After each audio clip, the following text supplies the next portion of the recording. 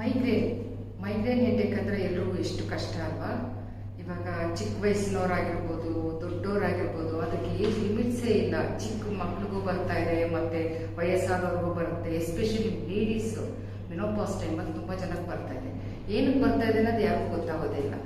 25 ವರ್ಷದ ಹಳೆ ನೋವಾಗಿರ್ಬೋದು ತಲೆನೋವು, ಅಥವಾ 30 ವರ್ಷದ ತಲೆನೋವಾಗಿರ್ಬೋದು, ಅದು ಇತ್ತೀಚೆಗೆ ಬಂದಿರೋ ತಲೆನೋವಾಗಿರ್ಬೋದು, ಎಲ್ಲ ಸಂಪೂರ್ಣ ಗುಣಮುಖರಾಗಿ ಮಾಡ್ಕೊಳ್ಬೋದು. ಅಂದರೆ ಅವಾಗ ಮೈಗ್ರೇನ್ದಾಗ ಏನಾಗುತ್ತೆ, ಇರಿಟೇಟ್ ಆಗ್ತಾ ಇರುತ್ತೆ.